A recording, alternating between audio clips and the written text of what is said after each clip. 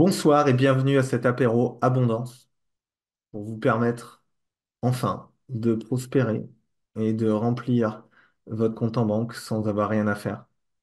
Je pense que c'est important en ce début d'année de pouvoir tout simplement commencer à croire à quelque chose de plus grand qui nous dépasse. Mais pour ça, on va d'abord commencer par travailler sur notre business model parce que ça me semble un petit peu plus pertinent. C'est un petit peu l'idée de blague à part de cet apéro. Ouais, t'as vu, c'est un beau pitch, hein. T'as vu, ça claque, hein. Ça donne tout de suite envie de regarder la suite.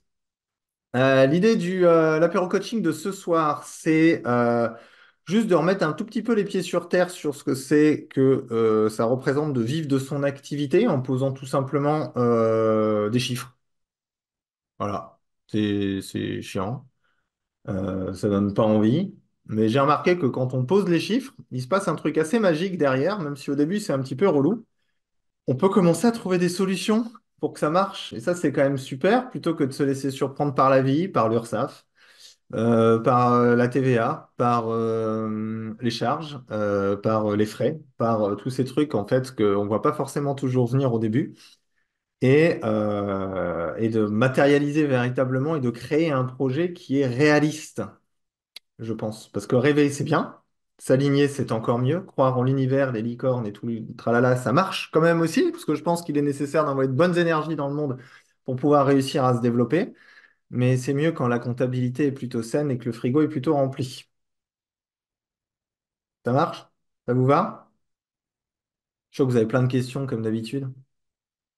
Non, pas de remarques. Vous attendez patiemment que je vous transmette un petit peu tout ça ce soir. Alors je me suis dit, bah, tant qu'à faire, on va faire une petite démo en live d'un business model en 3 minutes, limite un business model en 3 minutes pour les nuls.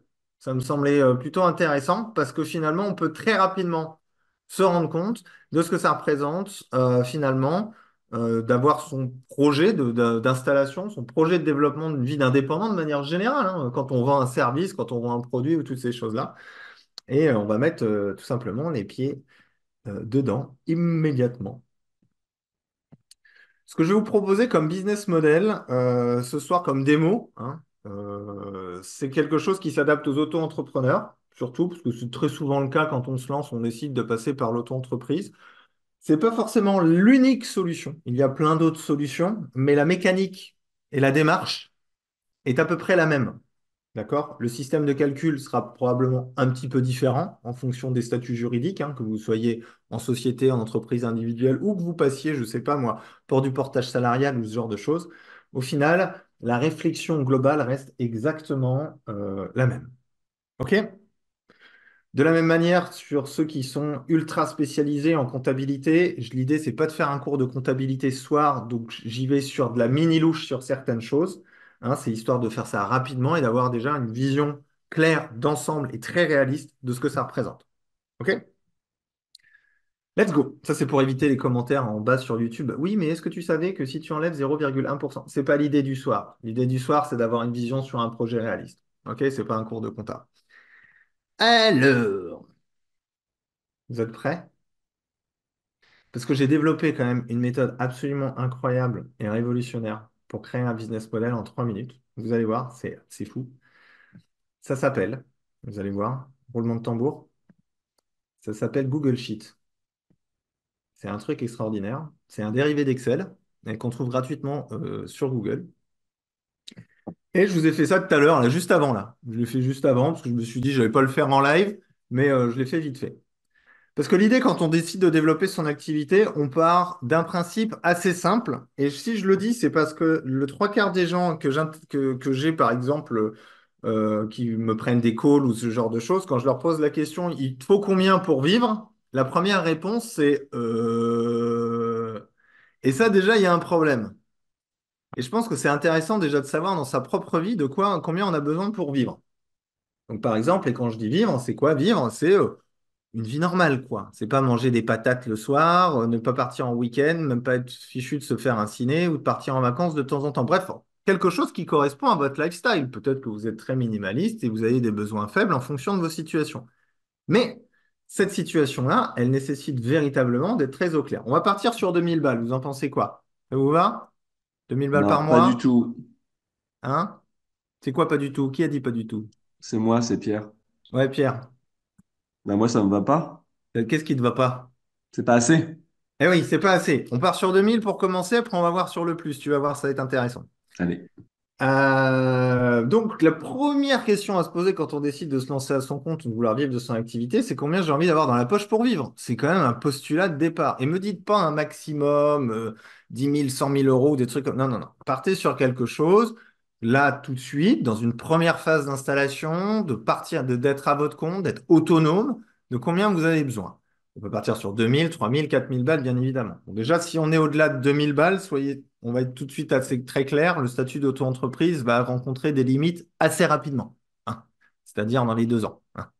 Soyons très très clairs, ce qui va nécessiter un niveau de charge supérieur. Bref, ensuite, c'est votre dire, il me faut combien pour pouvoir, je sais pas, moi j'ai besoin de payer un loyer tous les mois, 300 balles. Ce qui fait sur l'année, c'est facile, hein, 300 fois 12, hein, ça fait 3006. Pas très compliqué. Ensuite, j'aurais peut-être besoin de quoi? De l'assurance du bureau à la rigueur. Allez, on peut se dire ça. On va peut-être avoir une petite RC Pro des familles, hein. Ça coûte 150 balles par an ou 200 balles par an, par exemple. Ensuite, qu'est-ce qu'on va avoir? Je sais pas, dites-moi, qu'est-ce qu'on a? Frais de fonctionnement. On a peut-être de la pub un peu, non?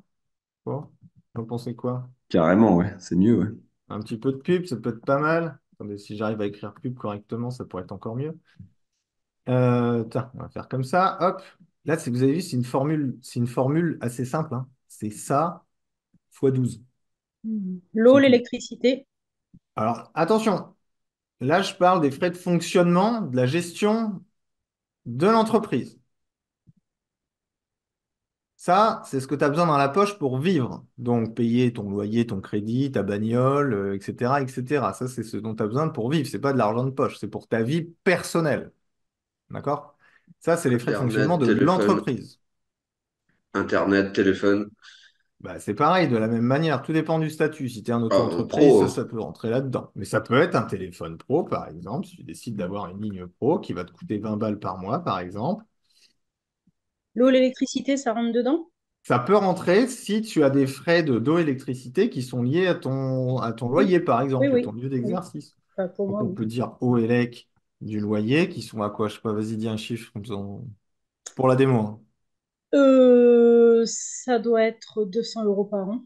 200 euros par an, donc ça fait quoi? Ça fait du 15 balles par mois à la louche, Ouais, hein, un truc comme ça. ouais, ouais. Ok. Bon. On Une petite voit formation, comment? une petite formation quand même dans l'année.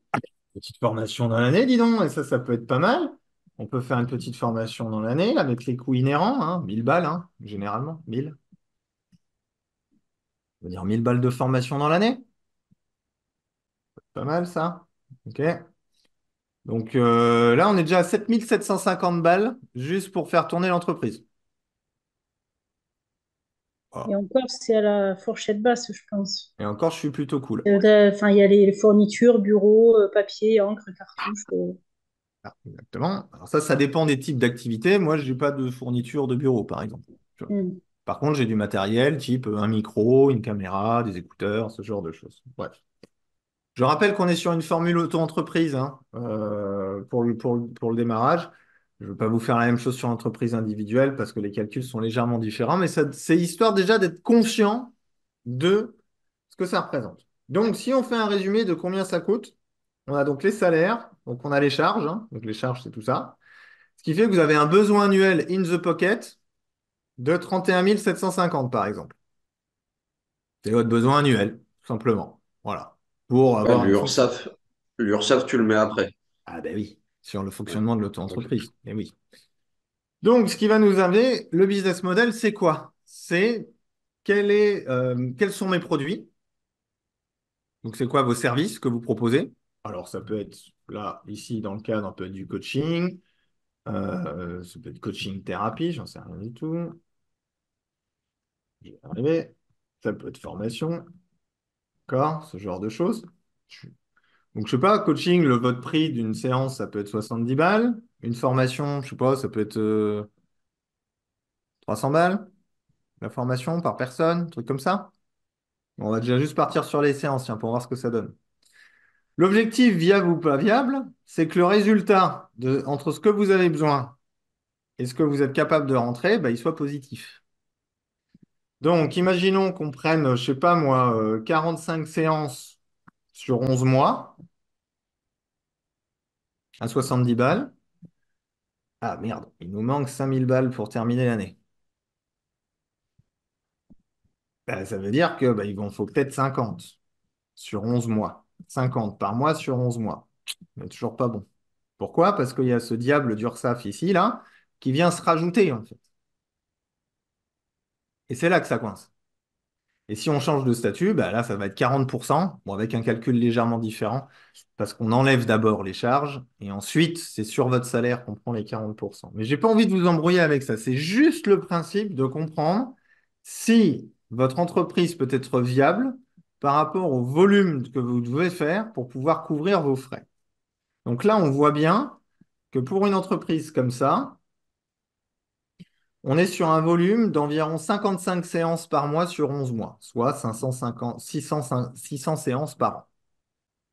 Et Et t'es en là, hors taxe ou en TTC du coup? je suis en hors taxe, là, je suis sous le plafond de TVA. Mais le problème, c'est, ah zut, Euh, ah merde, 42, t'es au-dessus, hein. on a dépassé le plafond de TVA. Parce que le plafond de TVA, il est à 39 000, c'est la tolérance haute que tu peux faire pendant 2 ans, je crois, si je dis pas de bêtises. Ou un an. D'abord une fois, quoi. Une Encore, fois, je ça, crois. c'est une fois. Voilà. Sinon, c'est Donc, 36 ou un truc comme ça. Donc, on voit bien qu'en plus, on va se prendre la TVA dans la gueule sur une entreprise, sur quelqu'un qui veut gagner 2 000 balles, qui a ce niveau de charge-là, avec juste avec 1 000 balles de formation par an et un petit peu de pub. Donc, on voit qu'on est en plus sur un volume de 55 séances sur 11 mois pour arriver à avoir quelque chose de viable. Donc là, c'est le moment où vous déprimez tous, normalement. Mhm. OK? C'est le moment où c'est tristitude. Mais pour moi, ce truc-là, il n'est pas tristitude. Je repartagerai mon écran un petit peu après. Pourquoi? Parce que la tristitude, elle vient quand on n'est pas au courant. Elle vient quand on se rend compte que c'est pas viable, qu'on a dépensé d'une énergie folle, sans se rendre compte de ce que ça représentait véritablement de pouvoir y arriver. Santé, Damien. Ça reste un Boire apéro, pour oublier. ça reste un apéro coaching. On mettra le pastis dans les frais de fonctionnement. Donc, du coup, mais dans l'idée, c'est de se dire, OK, est-ce que cette réalité me convient, oui ou non? Est-ce que je suis prêt à faire ce qu'il faut pour avoir ce volume de séances-là? Parce que c'est ce qui va rendre l'entreprise viable. Et c'est là qu'on commence à déterminer, non plus, est-ce que je dois faire un site internet pour pouvoir me développer? Est-ce que je dois faire gna gna gna? Est-ce que je dois faire ci ou est-ce que je dois faire ça? La question, c'est comment je fais 55, 600 séances par an? Et là, ça devient plus intéressant parce que là, on ouvre le champ de perspective et de solutions. Parce qu'on prend souvent le truc à l'inverse. On prend souvent son business model en se disant, moi, je veux vivre de mon activité, être libre de ce que je fais, nanani, nanana, je veux faire plein de séances et puis m'éclater dans ce que je fais ou faire des formations ou ci ou ça. Et du coup, on fait. Et il y a un phénomène que je vois chez tous les entrepreneurs, c'est purée, je dépense une énergie folle et je comprends pas, c'est comme si j'arrivais pas à gagner ma vie. Et je vous jure, hein, c'est tout le temps dans ce sens-là qu'on me le dit. Et si je fais ce live ce soir, c'est justement pour vous dire, et si on changeait le paradigme et qu'on l'inversait?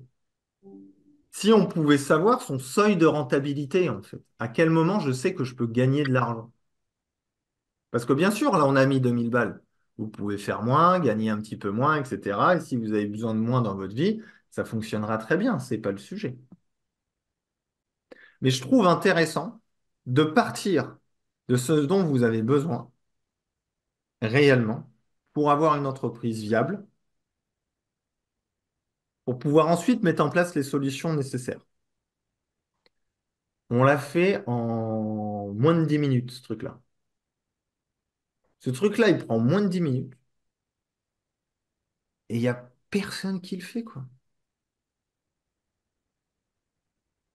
Pas souvent, hein. Franchement, Damien, je te jure, c'est ouf.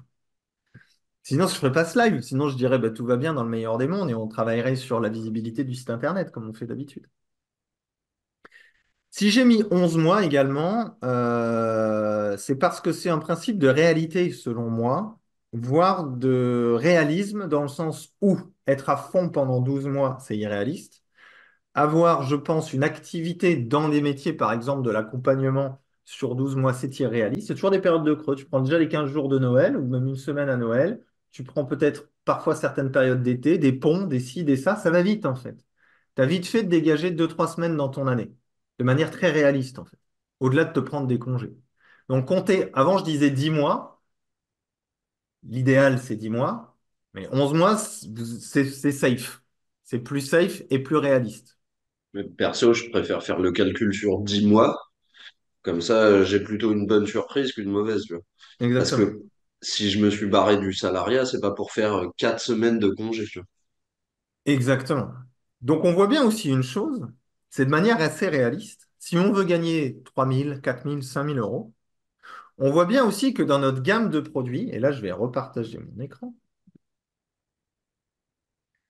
c'est-à-dire la répartition des revenus qu'on a ici là en bas, on voit bien que là on n'a que 42 000 et ça nous permet de nous payer à peine, pas lourd, enfin à peine 2 000 balles par mois. Donc si on veut partir sur 3 500 balles par mois, bon, déjà, je vous épargne, ça change complètement de statut. On n'est plus à 25, on n'est plus à 24%, on passe à 40% par exemple en fonction des statuts ou ce genre de choses.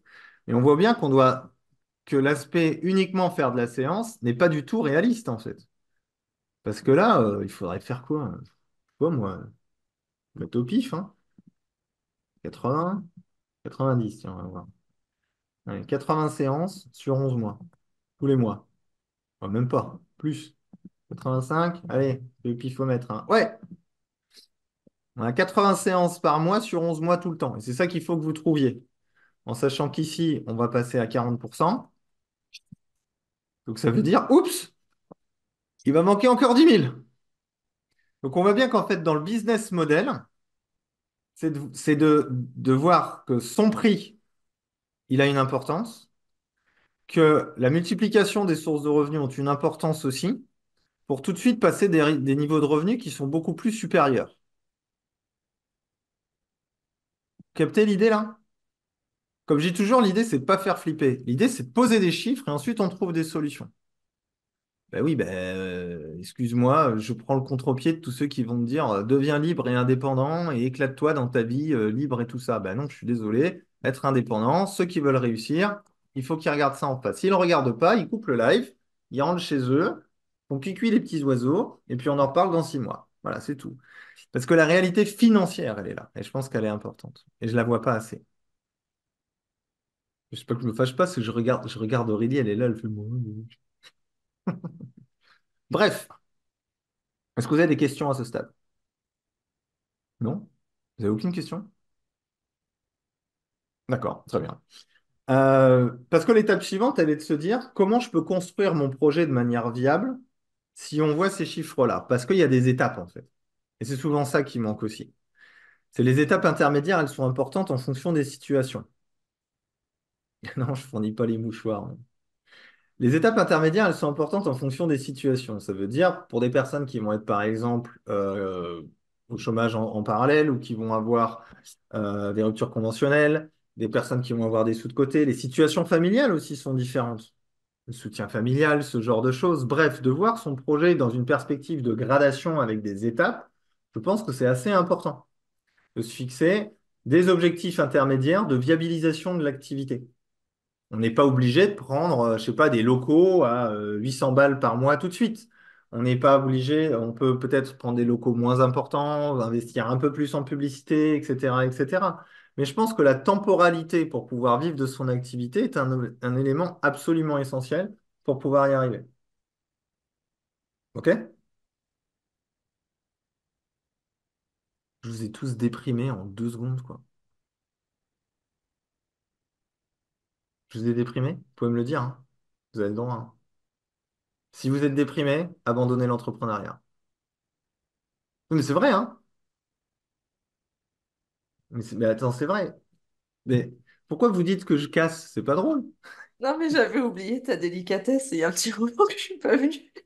J'avais oublié cette façon d'amener les choses un petit peu en douceur, tu vois.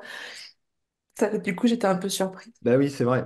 Je peux le dire. Comment je pourrais le dire de manière plus douce? Je pense que vous allez rencontrer des difficultés si vous pensez que de regarder la réalité en face n'est pas forcément quelque chose de bien intéressant.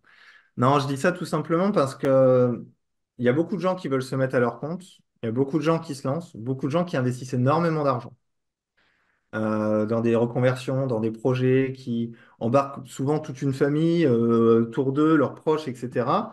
et qui sont face à des difficultés assez majeures et j'en ai pas mal qui m'appellent en fait. Et je pense que à partir du moment où on pose des vrais chiffres, on pose une vraie situation, on peut envisager des vraies solutions. Typiquement, on voit bien que si on est accompagnant, le volume de séances pour arriver à quelque chose de viable, il est très important, ce qui nécessite de mettre l'accent vraiment sur sa visibilité, sur sa singularité, sur toutes les choses qui vont faire qu'on va pouvoir augmenter son volume de séances de manière graduelle euh, et pour atteindre des chiffres assez importants. Aussi s'intéresser sur sur les choses autres que l'on peut proposer qui peuvent être plus intéressants en termes de rapport de temps et de travail. Et je pense que ça aussi, c'est très important. Comment on peut diversifier ses revenus. Je me rappelle, à une certaine époque, j'invitais toujours les gens à se poser la question sur quelles sont les trois sources de revenus qu'ils pourraient avoir, en fait. Trois sources de revenus, je pense, de l'envisager. C'est-à-dire de se dire, OK, là, je vais commencer avec des séances individuelles, puis j'aimerais bien aussi avoir ça, puis j'aimerais bien aussi avoir ça. D'avoir cette philosophie, d'avoir plusieurs sources de revenus à terme en tant qu'indépendant, me semble être quelque chose qui va amener à plus de viabilité de l'activité. Vous comprenez? Et parce qu'on voit vite que bah, vous allez vite vous essouffler, quoi. Si vous faites que de la séance pour arriver à gagner 2 000 à 3 000 balles, bah, vous allez vite vous essouffler. Et si vous perdez votre énergie, si vous perdez votre essence, bah, qu'est-ce qui va se passer à force? Ben, vous allez vous cramer, vous ne pourrez plus faire ce que vous faites. Et puis là, c'est tout votre système qui va s'écrouler et malheureusement, ça va être compliqué. Vous voyez l'idée? Yes. Et sur les frais, j'ai pris des chiffres qui peuvent paraître assez faibles, mais qui peuvent sont quand même assez globalement réalistes par rapport à un lancement d'activité, je pense, dans une première phase. Après, dans une phase suivante, on peut être sur quelque chose qui effectivement peut augmenter. Après, moi, si je prends mes chiffres à moi, mon loyer, il était à 900 balles quand je me suis lancé. Je mettais 350 balles de pub. Moi, j'ai fait all-in, hein. Mais au bout assez rapidement, j'ai rempli mon cabinet et je suis arrivé à un seuil de rentabilité.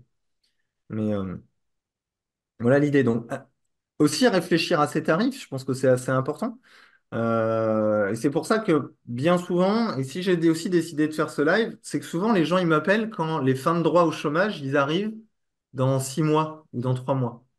Encore aujourd'hui, j'ai eu un call, quelqu'un qui m'a dit, bon, ben voilà, je sens qu'il faut que je me bouge parce que dans 6 mois, j'ai plus de chômage. Et je suis pas encore arrivé à mon seuil de rentabilité. Et je pense que avoir ça en tête, quand bien même vous avez 2 ans devant vous, et je pense que c'est intéressant de se donner 1 an, 2 ans pour arriver à son seuil de rentabilité, ça vous donne de véritables perspectives sur ce que ça va représenter, les enjeux que ça va représenter. Aussi dans la prise de décision de comment je répartis mes sources de revenus de manière générale. Peut-être que vous avez une double compétence qui va vous permettre d'un côté d'avoir des sources de revenus et d'un autre d'avoir aussi d'autres sources de revenus. Parce que l'objectif, c'est certes d'accompagner des gens, mais est-ce que l'objectif aussi, c'est pas d'avoir une vie qui vous ressemble un peu plus dans l'activité que vous avez envie de mener, dans le rythme de vie que vous avez envie d'avoir? Et je pense que c'est intéressant de s'interroger sur le sujet. OK? L'objectif du live de ce soir, c'est rentabilité. C'est vie épanouie. C'est être heureux au final. C'est beau quand même. En partant de la compta, super. Bref. Mais je pense que d'occulter cette partie-là, c'est un petit peu piégeux et ça peut amener à des gros problèmes et à des désillusions. Et je vois beaucoup d'abandon aussi à cause de ça. Parce qu'à un moment donné, c'est trop en fait. C'est trop, j'y arrive plus, il y a trop de charges. Mais si on sait où on met les pieds, moi je pars du principe que on peut avoir beaucoup plus de liberté pour pouvoir choisir où est-ce qu'on va les mettre et comment on va les mettre. Ça va là-dessus? Voilà, bonne soirée, bon courage. Est-ce que vous avez des remarques, questions sur vos propres situations d'ailleurs qui pourraient être intéressantes pour donner un exemple, par exemple, ou rebondir sur certaines situations? Bah ouais, moi j'ai fait ça en fait. J'avais fait le tableau et j'avais inclus dedans des animations de formation en fait, tout au long de l'année. Ouais, Parce que j'avais vraiment pas envie de faire que ça aussi, hein. bah oui. J'avais pas envie de faire que des séances toute la semaine. Donc j'avais inclus des formations. Oui, par exemple, sur la diversification des revenus, ce qui va nécessiter aussi par exemple, sur les formations, je prends un exemple, hein, je te prends un exemple, la Pierre, sur les formations. L'enjeu sur les formations, ça va être un, est-ce que j'ai le niveau d'expertise pour pouvoir former? Et donc sur quoi? Parce que bah, c'est OK de faire des formations, mais si tu débutes dans quelque chose, former des gens, c'est un peu compliqué. Pourquoi pas des formations en combinant des niveaux d'expérience, parce que quand on est en reconversion, on a quand même des expertises, des connaissances sur notre métier précédent qui peuvent peut-être trouver des regroupements et des ponts intéressants avec le projet en cours. Et surtout, bah, forcément, l'aspect de la communication et comment j'arrive à le mettre en avant, etc., etc. Euh, Mettre en place un business model comme ça, réaliste, c'est également se dire où est-ce que je place mes priorités. Ça veut dire, là, bon, ok, je vois bien que les séances, ça risque de faire trop à terme. Ça peut faire le job pendant un an ou deux à la rigueur, mais je pense que très vite, je vais devoir passer à autre chose. Comment on peut anticiper ça? Comment on peut déjà réfléchir à certaines choses, se former peut-être en conséquence? Il y avait un pôle formation hein, dans le listing. Peut être intéressant de se dire, OK, une formation pour continuer à développer mon expertise, pourquoi pas? Peut-être une formation aussi pour élargir mon champ de compétences et proposer des services différents. Ça peut être encore quelque chose d'autre. Donc ça peut être assez intéressant. De la même manière, je rappelle qu'on est parti sur 2000 balles. Il y a peut-être des personnes, et j'en connais, ils ont besoin de 1200, 1300 euros pour vivre, et ils sont très bien avec ça, et c'est OK. Vous voyez qu'on est tout de suite sur un volume de séance assez inférieur, en fait. Donc, à chaque situation, des solutions. Et je pense que de partir du niveau de revenu qu'on a envie d'avoir pour pouvoir vivre et être confortable en fonction des situations familiales, c'est un excellent point de départ pour voir la viabilité, et aussi de l'intégrer dans un projet de vie familial. C'est tout bête, hein. Moi, ce qui compte, c'est que vous soyez heureux dans votre vie, hein. Soyons très clairs. Parce que je pense qu'il n'y a rien de plus important que quand chez toi, ça se passe bien. Donc, de fait, je me dis, bah, si je sais qu'il y a le deal à la maison, que moi je ramène tant, que l'autre, par exemple, ramène tant, etc., etc., et ben, au moins, il y a des chiffres qui sont posés, il y a quelque chose de réaliste, il y a un équilibre qui se trouve, un deal qui se fait et qui peut être très viable et qui peut très bien fonctionner, en fait, tout simplement. OK? Donc, ce business model est une invitation à l'harmonie, la joie de vivre, un quotidien épanoui et apaisé. C'est pas beau tout ça. J'aurais dû commencer avec ça, en fait. Ça aurait évité que les gens abandonnent le live au bout de 10 minutes. Mais bon, c'est pas grave. Si vous êtes encore là, c'est que c'est bien parti pour vous. Mais- D'autres questions, d'autres remarques? Allez-y, hein. C'est open bar. Parce qu'il peut y avoir aussi un élément qui peut être intéressant, c'est le plan B. Alors, le plan B. Quel est l'objectif du plan B? On va me dire, certains vont dire, il ne faut pas de plan B. Il n'y a qu'un plan A et je ferai tout ce qu'il faut pour réussir.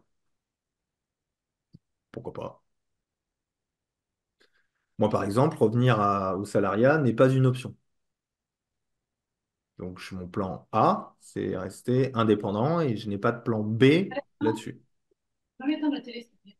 Cependant, attends, je désactive ton micro, Ségolène. Cependant, il y a un effet qui peut être très intéressant au plan B. Parce que le plan A, je dois réussir à tout prix, peut devenir source de stress, peut devenir anxiogène pour certaines personnes. Je le dis parce que je l'ai souvent, je l'ai de temps en temps en coaching. Euh, et d'envisager un plan B, je vais citer une des rares personnes que j'admire dans le monde. Vous savez qui c'est? Si vous me suivez, vous savez que j'admire pas grand monde, hein. Mais il y en a un en particulier. Maître Yoda. Non, mieux. Thomas Pesquet, merci Damien. Alors, pourquoi? Oui, ça va, j'ai toujours rêvé d'être astronaute, alors bon, ça va. Mais pourquoi je parle de Thomas Pesquet? Parce qu'il a dit un truc, il a quand même passé toutes les étapes d'un des jobs, je pense, les plus complexes à atteindre, quand même, d'aller dans l'espace. Il faut déjà, comme il dit, il faut que toutes les planètes soient alignées, il faut du bol, il faut tout ce qu'on veut. Mais surtout, il a dit une chose, j'ai toujours eu un plan B dans la vie. C'est-à-dire, quoi qu'il arrive, je fais mon maximum pour atteindre mon plan A, mais si je ne l'ai pas, c'est pas grave, j'aurai un plan B. Et j'ai trouvé cette phrase hyper intéressante. Pourquoi? Parce que c'est l'échec, c'est entre guillemets, n'est pas grave. Je vais faire mon maximum. Si j'y arrive, c'est super. Si j'y arrive pas, ben, c'est pas grave, je ferai autre chose. C'est d'enlever là une source d'enjeu et d'angoisse sur l'atteinte absolue du plan A. S'ouvrir la porte à un plan B, c'est aussi s'ouvrir la porte à une porte de sortie si ça foire, plutôt que de se retrouver avec l'impression d'avoir la tête sous la guillotine, si vous voyez ce que je veux dire, si on n'y arrive pas.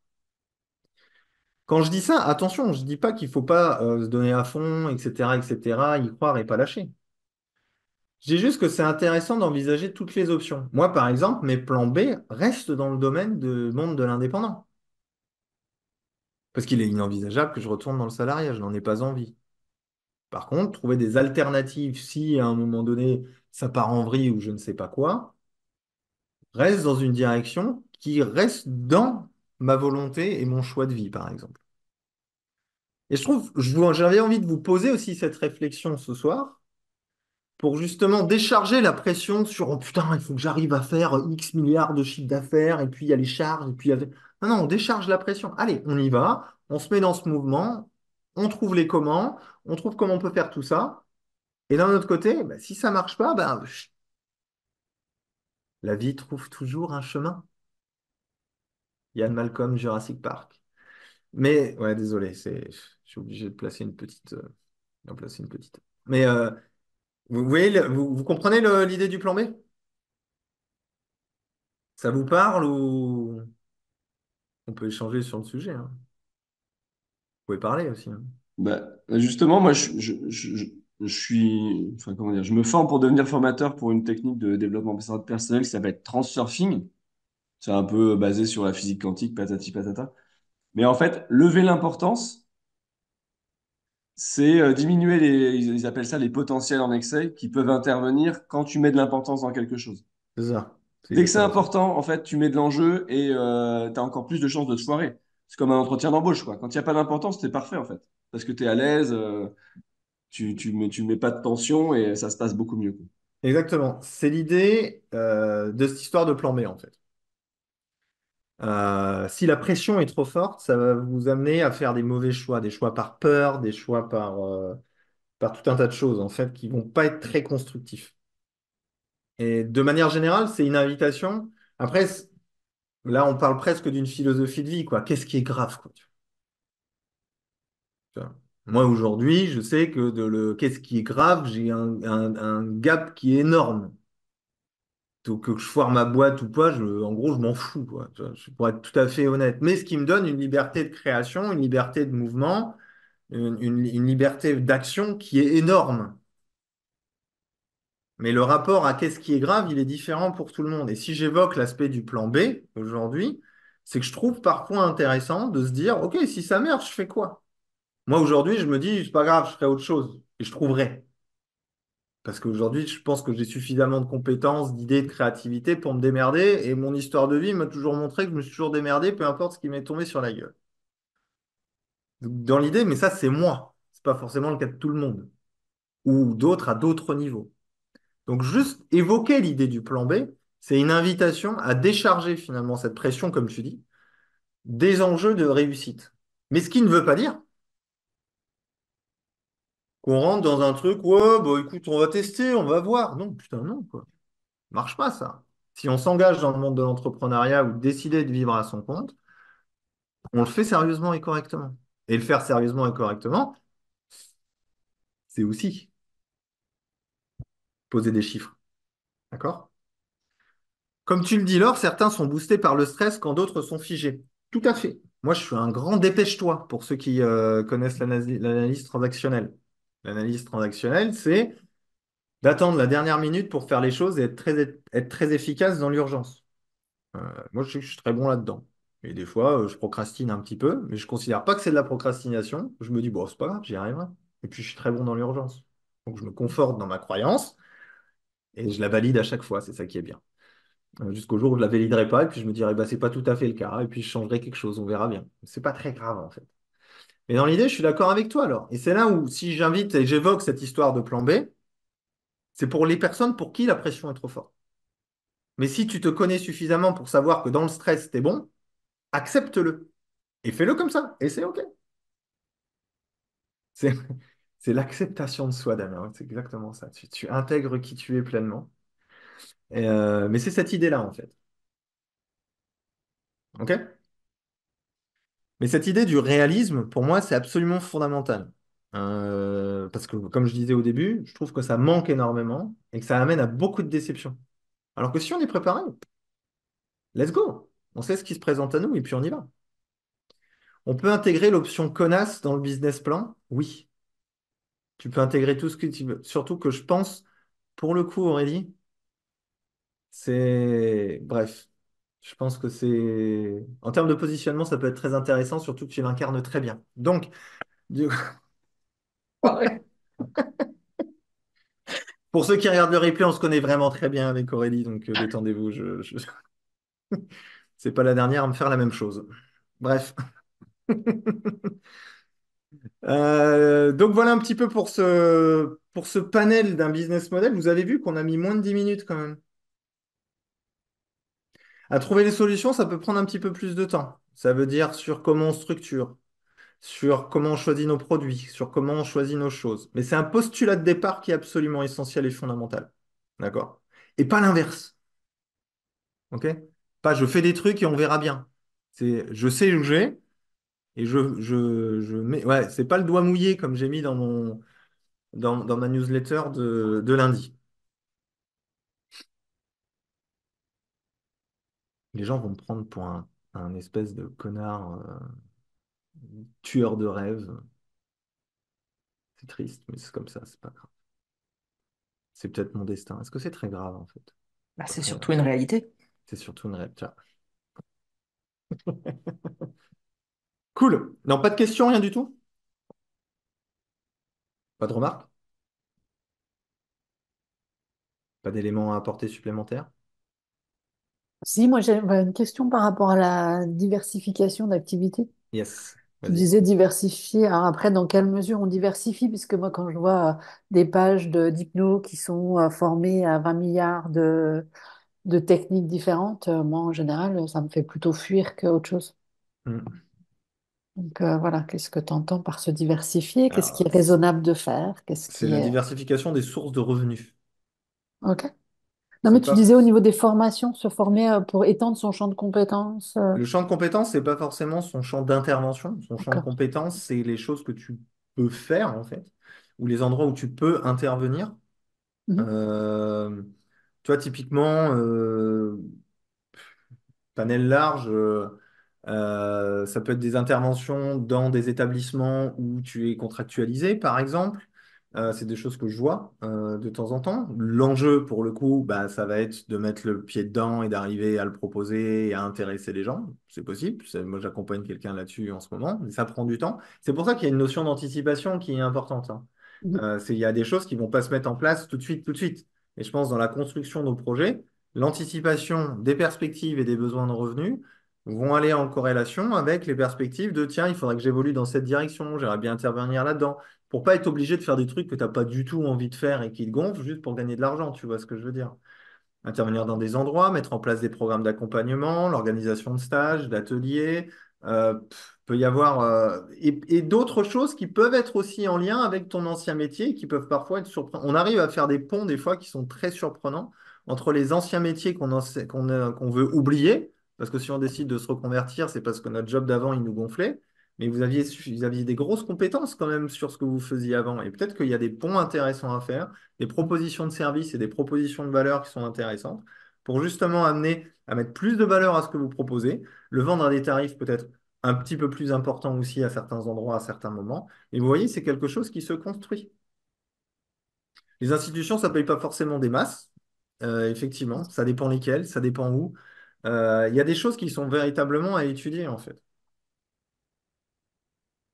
Mais c'est possible. Je connais plein de gens, ils vivent très bien de leur activité et ils sont sur des chiffres plus importants. Ça prend juste du temps, de l'anticipation, et pas lâcher en fait. Parce que si ce tableau, il vous déprime, je l'ai dit tout à l'heure, hein, mais je suis vraiment très honnête, hein, euh, Faut pas y aller, en fait. Ça va être trop de souffrance. Vraiment. Après, vous pouvez le tenter fleur au fusil, hein. Ça marche. Il y en a qui ont essayé. Ils n'ont pas tous eu que des problèmes. Mais il y a aussi des histoires de concours de circonstances. Et de compétences, je pense aussi, à un moment donné. Je suis pas venu là pour souffrir. Ah, et puis le fleur au fusil, à la limite, il y a 5 10 ans, dans l'accompagnement, ça pouvait jouer, quoi. Là, aujourd'hui, il y a un peu plus de concurrence, quoi. Ouais, on est x8 en 10 ans quand même, hein. Ah oui. On est x8 en 10 ans. Après, certains vont dire, oui, mais il y a plus de demandes.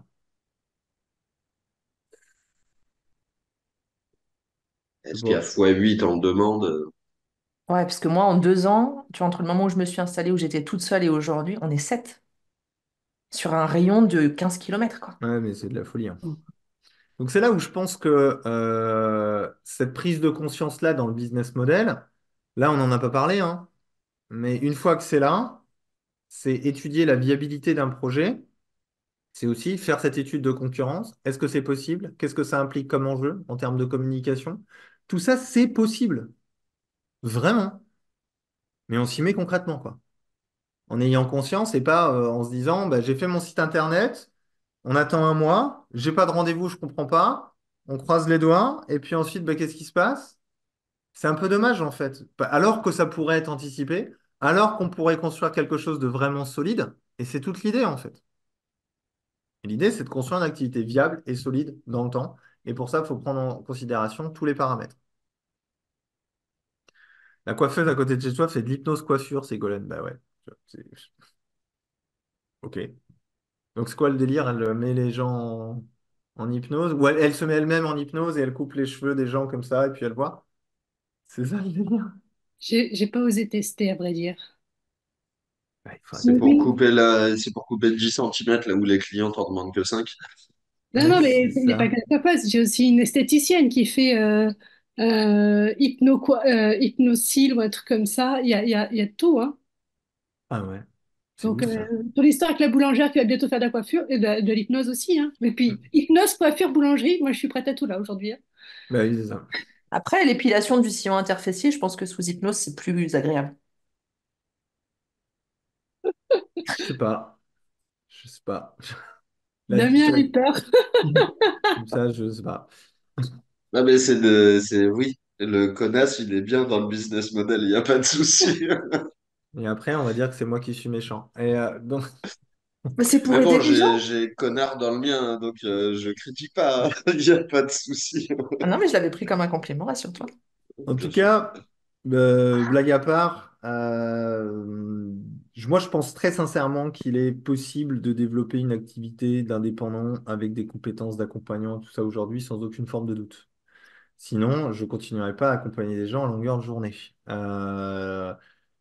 Cependant, à partir du moment où on sait où on va, on peut trouver véritablement des solutions. Et je pense que c'est l'enseignement d'aujourd'hui. Je pense de ne pas exclure la diversification des sources de revenus, ne pas exclure vos anciennes compétences, vous voir comme un indépendant et pas juste un accompagnant, peut-être au début, ça peut être intéressant.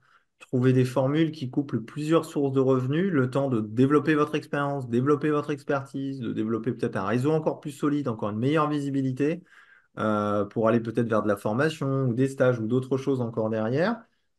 Ça vous met un vrai plan de développement, en fait. Vous voyez ce que je veux dire, quoi? Quelque chose où ça vous donne une direction qui est viable et réaliste. Pour la boulangerie, je vois plutôt les pains au raisin quantiques. Pourquoi pas? C'est un angle de com. Je suis sûr que ça se vendrait en plus. Pain au raisin quantique. Marcherait qui achète ici? Tu vois, hop, déjà un client. Pas mal. Moi, je pense que j'en achèterais un pour le délire. Mais dans l'idée, bah, il y a bien Guerlain qui a fait la crème quantique. Ça dépend des ingrédients. Si ça fait planer, je sais pas, pourquoi pas. Ouais, ça dépend. Ça peut aider. Ouais. Mais Guerlain a vraiment fait la crème quantique. Celle qui te rajeunit toutes les cellules de ta peau. À Ou 600 balles le pot. à 600 balles le pot. Ils se sont fait défoncer sur Internet. Ils sont en train de revoir tout le copywriting. Que de la machine à bullshit au niveau du texte. Bref. En tout cas, Donc, ton plan, si je le donne à une amie là, qui est hypno-sophro et qui vient enfin de signer, ça fait 2 ans qu'elle était en train de faire un programme de formation pour travailler avec l'hôpital qui fait des HP de jour pas très loin de chez moi. Et en fait, elle fait, c'est pour donner un peu une info pour tout le monde, donc elle a enfin signé et donc c'est 30 euros de l'heure pour 10 personnes. Et elle le fait 3 heures dans la semaine. Et elle a signé, donc elle a fait tous les papiers, elle est toute en norme, elle a sa RC Pro et tout ça. Et en fait, quand je me dis que elle se fait 30 euros de l'heure pour 10 personnes, si elle voyait ton business plan, je crois qu'elle se mettrait à pleurer. Ça fait 2 ans qu'elle est dessus. Ouais, je sais bien. Et elle est super formée, elle est super compétente. Mais elle peut à tout prix rentrer dans une institution, alors ça va peut-être t'aider, mais Ça peut l'aider sur pas mal de plans. Ça peut l'aider sur l'aspect de l'expérience de la réputation. Ça peut être intéressant après derrière si elle le capitalise sur autre chose. En termes de viabilité. Et après, c'est toujours pareil. Euh, Tout dépend de combien vous avez besoin pour vivre, en fait. C'est pas des blagues, en fait. Si vous partez de ce postulat-là, c'est pour ça que c'est la première question, combien vous avez besoin pour vivre? Et peut-être que c'est viable pour elle, en fait, de travailler là-dessus, plus des séances, des cours de sophro, ce genre de choses. Ça tire les prix vers le bas pour nous tous. Après, si c'est pour se créer si pour se créer du business derrière, ok. Sinon, c'est un travail perso sur sa valeur. Oui, ça peut être un travail perso sur sa valeur, mais il y a aussi une réalité du marché. Peut-être qu'ils ne payent pas plus, en fait, tout simplement. Ils ne veulent pas payer plus. Ou alors, effectivement, là, il faut travailler sur la mise en valeur de qui elle est et de ce qu'elle propose. Mais s'il n'y a pas les budgets, il n'y a pas les budgets, surtout à l'hôpital. Alors, c'est pour ça que je disais que les institutions, enfin, faut quand même vraiment être motivé, quoi. Ouais, Parce que non seulement ça paye bullshit, mais en plus ça paye avec 4 mois de décalage dans le meilleur des cas. exactement. Donc, il faut quand même avoir la foi, quoi. Exactement. Et je pense que la foi, ça reste essentiel dans notre métier, mais c'est pas une foi aveugle. La foi est importante, hein, attention, hein, je le dis souvent, hein, mais pas aveugle. Et replacer un petit peu l'église au milieu du village, revoir peut-être ses ambitions un petit peu à la baisse ou ses investissements à la baisse. Peut-être quand on se rend compte qu'on est à son compte à 100%, on va éviter de claquer 3 000 à 4 000 balles en formation parce qu'on a encore le chômage. Peut-être qu'on va cibler des choses qu'on va peut-être un peu plus capitaliser pour l'après et pour peut-être des prestations de services qu'on va faire.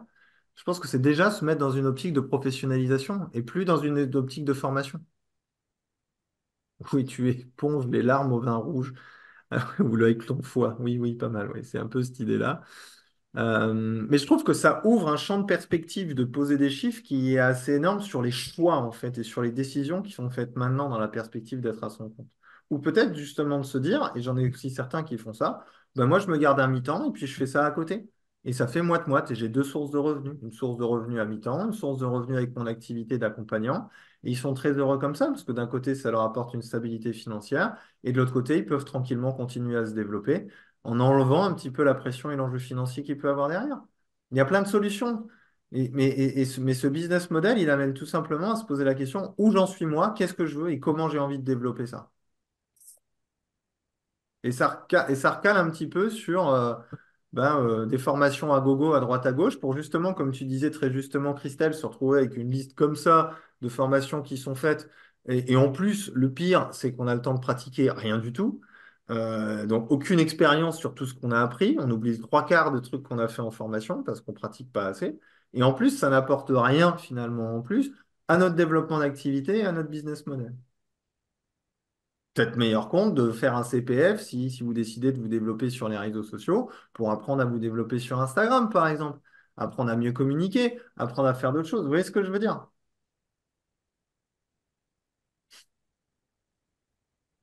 C'est un peu cette idée-là. OK? D'autres questions, d'autres remarques? Vous avez passé une bonne soirée quand même. Moi, je vais regarder The Office ce soir. Ça va un moment donné la pêche. Peut-être pas mal.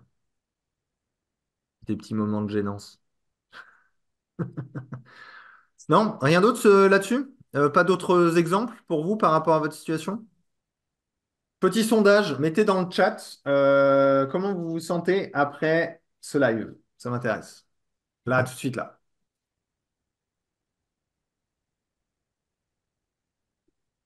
Si vous êtes déprimé, vous pouvez dire déprimé.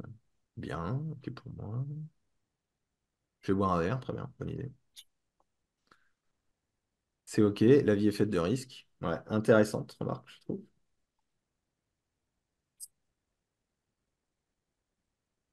Top, carrément top, super. en questionnement. Intéressant, important. Bien, à peu près dans les clous, très bien. C'est ok, ça ouvre des pistes. J'ai envie de t'insulter, mais je le ferai en message privé. Vous vous doutez de qui ça vient?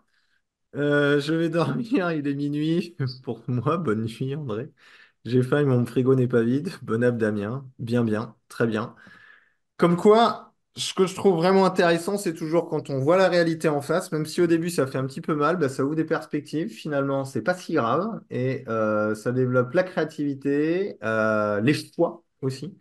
Et je pense que c'est finalement le plus important, c'est d'avoir le choix, mais le vrai choix, pas celui par défaut ou qu'on se raconte. C'est cool là-dessus? On s'arrête là pour aujourd'hui? L'apéro coaching le plus court de l'histoire. J'ai 5 minutes d'avance sur l'horaire, c'est quand même pas mal. Passez une bonne soirée. Prenez soin de vous. Rendez-vous dans 15 jours et bah, à très vite. Bye bye. Bye bye. Ciao, bye. Salut, salut.